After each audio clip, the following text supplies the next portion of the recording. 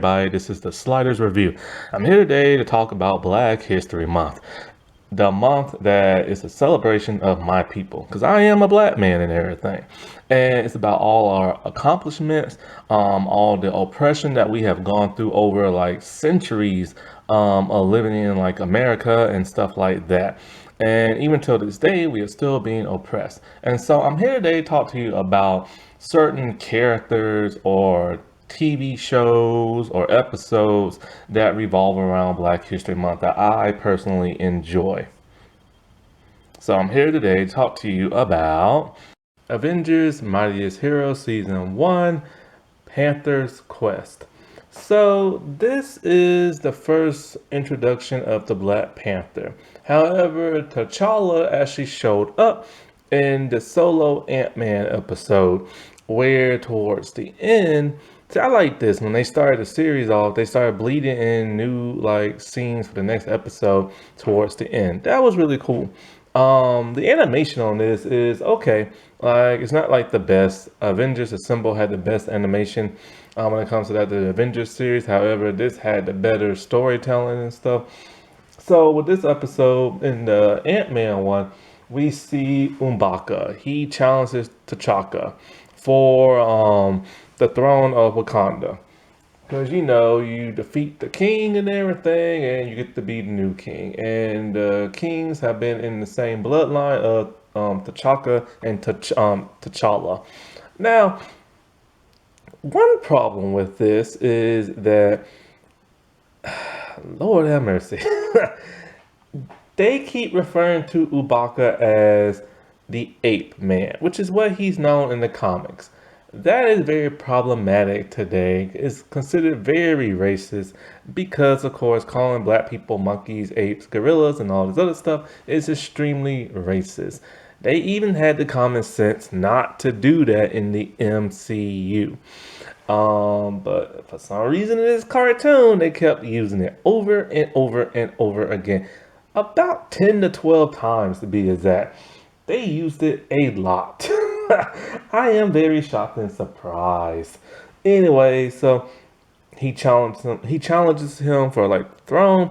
He gets his butt whooped, but then Ulysses S. Claw ends up like using his sonic wave to hurt the head of T'Chaka, and then they actually show M'Baka killing T'Chaka on screen, and he dies, and you see the dead body on screen. Whoa. They don't even show Bruce Wayne's dead parents in the cartoon series and stuff. So after that, they have a new king, and T'Challa is upset and he flees, only to go grab a spare Black Panther costume, and he leaves for New York. Now, I'm not exactly sure how old T'Challa is in this. He's probably older, 30s, 40s, something like that. He has these deep lines in his face that indicates he might be older. So, in Panther's Quest, we see that, like, actually, tell you, this isn't his first appearance. He showed up in the episode prior to protect Captain America. And so they see that on the surveillance, and Captain America is just kind of all like, he's cool in his book and he protected him.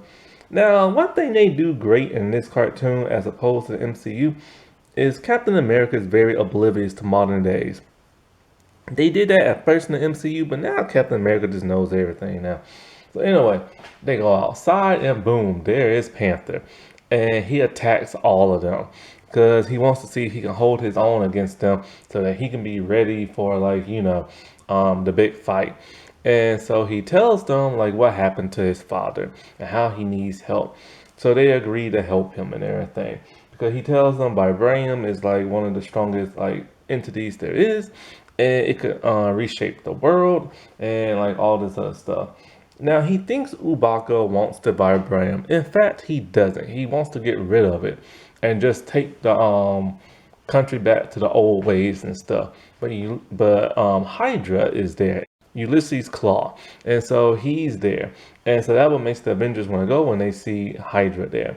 So he gives them a map route to fly around, but Tony is Tony and doesn't like do it. because there's less security on the way that Panther wanted them to go. So they get shot down, and they have to fight like some of the Wakanda people. Panther decides to go on his own to defeat M'Baka, and so he just deserts them. Captain goes after him, and so we see off screen like Wasp, Ant-Man, and Iron Man like defeat the Wakanda people. And so, like, when T'Challa meets M'Baka, he challenges him for the throne and everything, and all this other good stuff. So he fights him and everything, and he whoops his butt. But then, what's his face has technology from Ulysses' claw, which destructs the suit of vibranium from what Panther wears. Now, the reason why Panther wanted them to go to Wakanda is to distract the Wakandan guards so that he can take out M'Baka. This pisses off the Avengers, especially Tony and stuff. Well, oh, by the way, so this Black Panther is voiced by Phil LaMarr, John Stewart from Justice League, and Ulysses Grant is voiced by none other than Mark Hamill. So, it turns out that Hydra is using Ulysses' claw. They just needed him as a distraction so they can get all the vibranium they want. And that's what they do. And so, like, but eventually the Avengers do stop them. And so the battle ensues, and Black Panther ends up defeating M'Baka and taking back like the throne of Wakanda. Well, there's another problem. The distraction that the Hydra dude used against like Claw caused him to turn into a giant blob purple monster with tentacles. Basically, it's like the same thing that happened in the Fantastic Four cartoon, just more sillier looking and blobby looking. So, Hank and Tony, they devise a way to like defeat him. I love how they both like think of things together, and they use each other's like they work as a team. So it's like Wasp is doing the distraction, Hank comes up with the idea, and Tony is the one that execute it, because his suit's the only one that can go through like living like vibranium and stuff, or sound wave and light constructs.